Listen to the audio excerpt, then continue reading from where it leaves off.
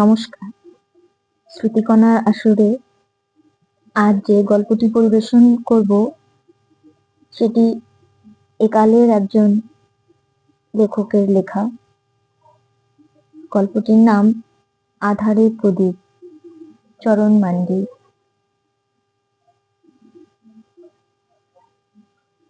টানা দুদিন নিম্নচাপের বৃষ্টি। গত রাতে সামান্য থামলেও সকাল থেকে আবার টিপটিপ শুরু হয়েছে। সবাই ভেবেছিল আজ সূর্যের মুখ দেখবে, কিন্তু সে আশায় ছাই।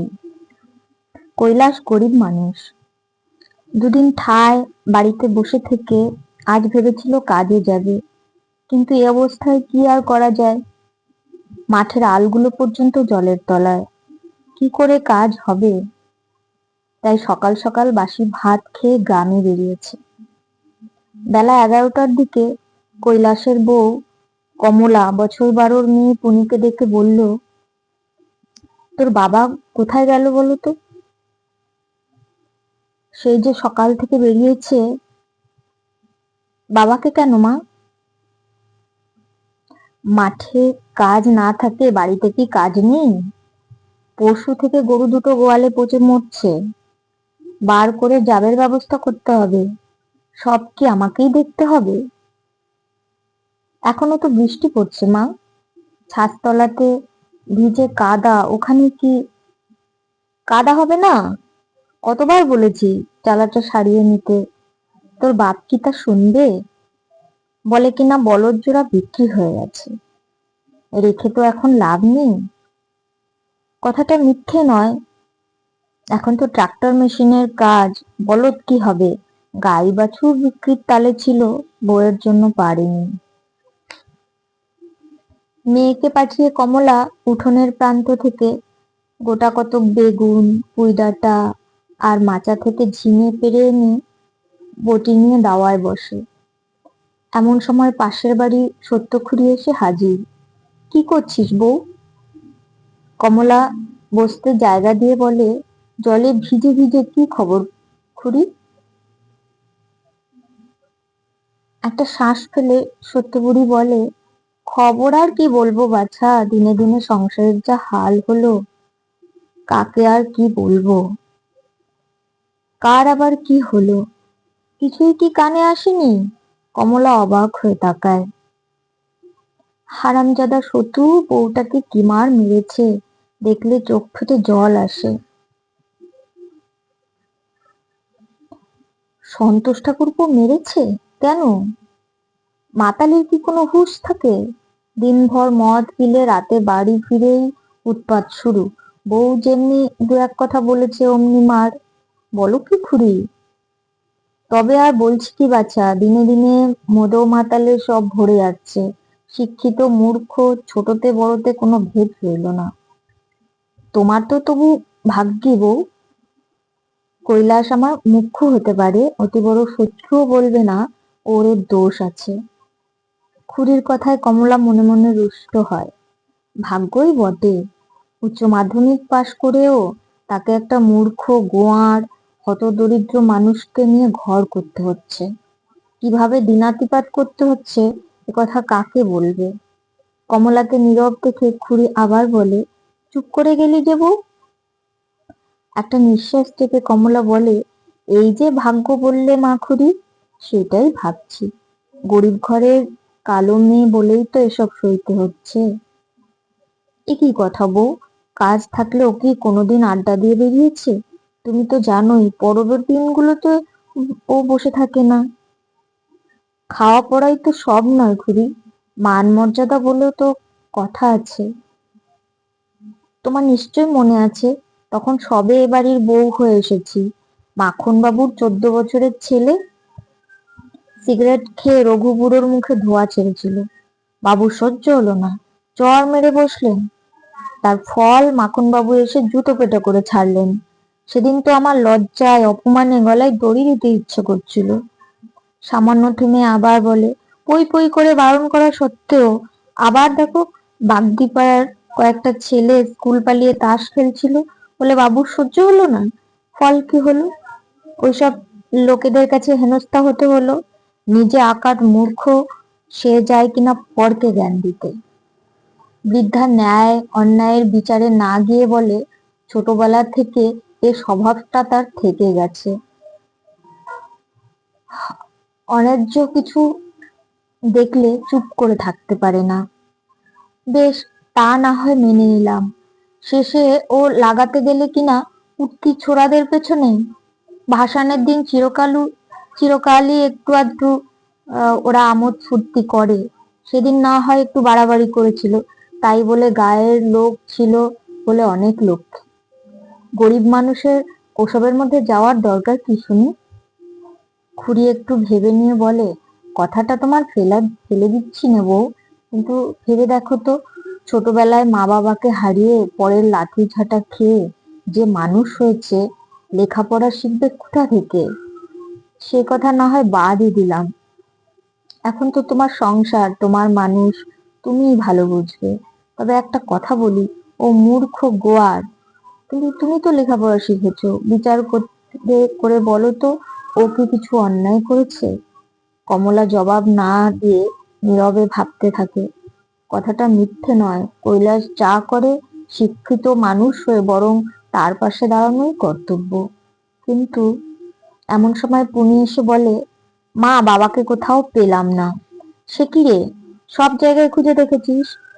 হ্যাঁ মা, তবে গোপে দাদু বলল সন্তোষ কাকুদের কাকিমার সঙ্গে কথা বলতে দেখেছে। কমলা ক্ষিপ্ত হয়ে বলে, বেশ হয়ে গেল, বাড়ির কাজে কিছু না হোক। তিনি চললেন পরের বোঝা সামলাতে। খুড়ি শুনে এসেছে সন্তোষের বউ ছেলে কোলে এই দুর্যোগ মাথায় বাপের বাড়ি নাকি চলে গেছে, সঙ্গে কেউ যায়নি, কৈলাস হয়তো যেতে পারে। কিন্তু কমলার যা মানসিক অবস্থা, কোনো কিছু বলা ঠিক হবে না, তাই নিজেকে সরিয়ে নিতে বলে, আজ উঠি বউ। কৈলাস বাড়ি থেকে বেরিয়ে বড় রাস্তা ধরে মাঠের অবস্থা দেখছিল। এমন সময় সন্তোষের বউ ছায়াকে কোলে আসতে দেখে অবাক হয়। কাছে আসতে জানতে চায় এই দুর্যোগে কেন সে বেরিয়েছে। বউয়ের কাছে বিবরণ শুনে কৈলাসের মনে হলো এক্ষুনি গিয়ে জানোয়ারটার চামড়া তুলে নেয়, কিন্তু পর মুহূর্তে কমলার নিষেধ স্মরণ করে নিজেকে যথাসম্ভব সংযত করে বলে, বাড়ি ফিরে চলো, সত্যটা কি বলে আমি একবার শুনবো। ছায়া চোখের জল মুছে প্রবল আপত্তি জানায়, না দাদা, আমাকে মেরে ফেললো ও মুখ আর হব না, 5 বছর ধরে অনেক সয়েছি, আর না। সন্তোষের শ্বশুর বাড়ি কৈলাস জানে, এতখানি পথ এই দুর্যোগে একা মেয়ে মানুষ বাচ্চা নিয়ে যাবে, নির্জন পথে কত রকমের বিপদ। কৈলাসকে নীরব দেখে ছায়া আবার বলে, পথ ছেড়ে দাও দাদা, আমাকে কিছু বলতে চেও না। কৈলাস একপাশে সরে দাঁড়িয়ে বলে, এতখানি পথ একা? ছায়া মরিয়া হয়ে বলে, সে আমি খুব পারবো। ছায়া 2 পা এগিয়ে যেতে কৈলাস বলে, দাঁড়াও বৌমা, নেহাতি যখন ফিরবে না, চলো তোমায় পৌঁছে দিয়ে আসি। ছায়া জবাব না দিয়ে ফুপিয়ে কেঁদে ওঠে। কৈলাস কাছে গিয়ে বলে, দাও তোমার ছেলেকে। তারপর ছেলে কাঁধে নিয়ে হাঁটতে শুরু করে।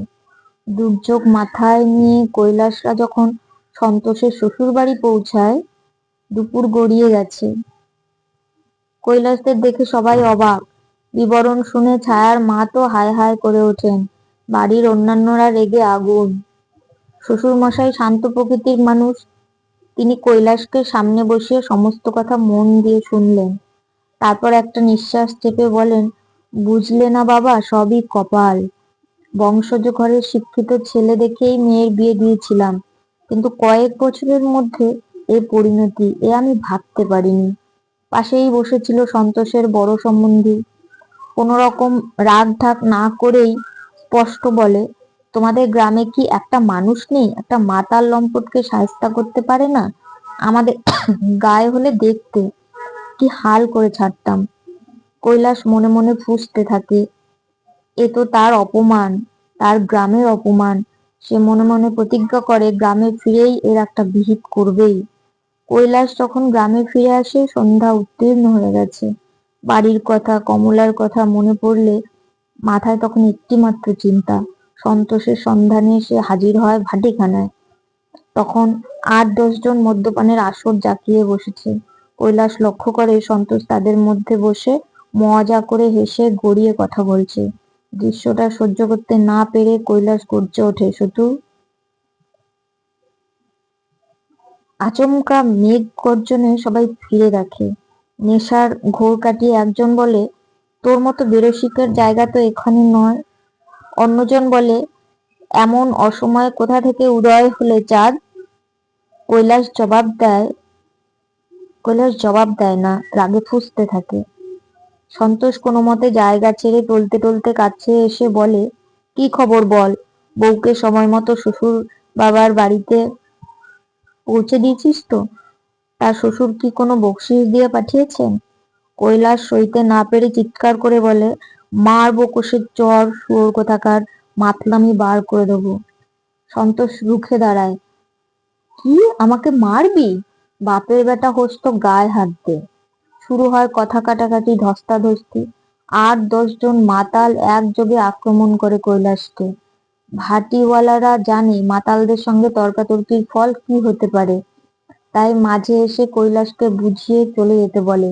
কিন্তু কৈলাসের জ্বালা এত সহজে জুড়োবার নয়, তাই যাওয়ার আগে শাসিয়ে বলে, তোদের সব কটাকে পিঠের চামড়া তুলে দিয়ে তবে আমার শান্তি। তারপর ভাটিওয়ালার উদ্দেশ্যে বলে, কাল যদি ভাটিখানা না তুলে দিতে পারি তো আমার নাম কৈলাসই নয়। কৈলাসের শেষ কথায় সবাই একযোগে তেড়ে আসে। কি বললি শালা? ভাটিখানা তোর বাপের সম্পত্তি? শুরু হয় ধস্তাধস্তি, হাতাহাতি, চিৎকার চেঁচামেচি। ঘন অন্ধকারে লাঠি কিংবা ওই জাতীয় কিছু একটা দিয়ে মারামারির শব্দ, কৈলাসের আর্ত চিৎকারে। তারপর সব চুপ। পাশাপাশি বাড়ি থেকে লোকজন বেরিয়ে লক্ষ্য করে কারা যেন ছুটে পালাচ্ছে। অকুস্থলে সবাই আলো নিয়ে দেখে জল কাদা রক্তে মাখামাখি অচৈতন্য কৈলাসের দেহ। মুহূর্তে সারা গ্রামে খবর ছড়িয়ে পড়ে। হাতুড়ে ডাক্তার ক্ষতস্থান বেঁধে প্রাথমিক চিকিৎসার পর হাসপাতালে কৈলাসকে দ্রুত পাঠাবার ব্যবস্থা করে। হাসপাতালে রোগীর যথাযথ ব্যবস্থা করে কমলা আর সত্যখুড়ি ছাড়া সবাই গ্রামে ফিরে যায়। ডাক্তারবাবু রোগীর পরীক্ষা করে অভয় দিয়েছেন, তবে জ্ঞান ফিরতে একটু সময় লাগবে। আউটডোরের ওয়েটিং হলে অন্যান্য রোগীর আত্মীয়দের মাঝে কোনো রকমে জায়গা করে নিয়ে কমলাকে নিয়ে বসে সত্যখুড়ি। গভীর রাত, অধিকাংশই প্রায় ঝিমুচ্ছে। সব দিক চুপচাপ, বাইরের প্রকৃতি তখন শান্ত। বৃষ্টি থেমে গেছে অনেক আগেই, আবহাওয়া স্নিগ্ধ, শীতল, মনোরম। কিন্তু কমলার মনে তখন বইছে প্রবল ঝড়। দাম্পত্য জীবনের শুরুতে মাখনবাবুর কাছে হেনস্থার পর থেকে মানুষটির কোনো কাজই ভালোভাবে নিতে পারেনি। এতটা কাল কেবল মূর্খ গোয়ার বলেই কথায় কথায় তিরস্কার করেছে। কিন্তু আজ নিজের চোখেই তো দেখে এসেছে গ্রামের মানুষের এতদিনের একটা পুঞ্জীভূত ক্ষোভ স্বতঃস্ফূর্তভাবে প্রকাশ পেয়েছে। তারা জোটবদ্ধ হয়ে ভাটিখানা ভেঙে দিয়েছে, মদের ড্রামে আগুন ধরিয়ে দিয়েছে।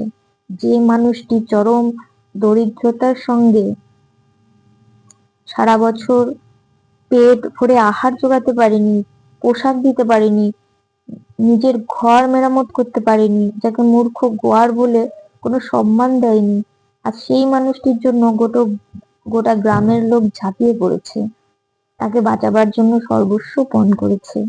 ভাবতে ভাবতে তার শিক্ষিত মনের উন্নাসিকতার বদ্ধমূল ধারণার বেড়াজাল ছিন্ন ভিন্ন করে মনের বেদনা একসময় চোখে অশ্রু হয়ে অবিরল গড়াতে থাকে। সত্যখুড়ি সামান্য তন্দ্রাচ্ছন্ন হয়ে পড়েছিল। জেগে উঠে লক্ষ্য করে কমলা অন্যদিকে তাকিয়ে ঠায় বসে। খুড়ি সস্নেহে গায়ে হাত বুলিয়ে বলে, বউ একটু গাটা গড়িয়ে নে, অনেক ধকল গেছে। কমলা ধরা গলায় বলে, চোখে ঘুম আসছে না খুড়ি? খুড়ি বুঝতে পারে কমলা কাঁদছে, তাই পরম মমতায় বুকে টেনে নিয়ে চোখের জল মুছিয়ে বলে, দুঃখ করিস না বউ, ও যে আমার মূর্খ গোয়ার ছেলে, কখন যে কি করে বসে ও নিজেই জানে না। জ্ঞান ফিরলে দেখে নিস। সেজন্য নয় খুড়িমা, আমি কাঁদছি আমার কৃতকর্মের জন্য। বৃদ্ধা একটা দীর্ঘশ্বাস ফেলে বলে, সে আর কি করবে বাছা, যার যেমন কপাল। কমলা বাধা দিয়ে কি একটা বলতে যাচ্ছিল, এমন সময় নার্স এসে জানায় 7 নম্বর বেডে রোগীর জ্ঞান ফিরেছে। কমলা সচকিত হয়ে ওঠে। জ্ঞান ফিরেছে? এসো খুড়ি, বলেই নার্সকে অনুসরণ করে। দরজার কাছে এসেও কমলা একটা দ্বিধায় রোগীর বেডের কাছে আসতে পারে না। খুড়ি কোনো প্রশ্ন না করে ভেতরে গিয়ে শিয়রে হাত দিয়ে পরম মমতায় বলে, কৈলাস, কেমন লাগছে বাবা? খুব কি কষ্ট হচ্ছে? কৈলাস চোখ মেলে চেয়ে দেখে খুড়িমা। কি খুব কষ্ট হচ্ছে? কৈলাস ধীরে ধীরে মাথা নাড়ে।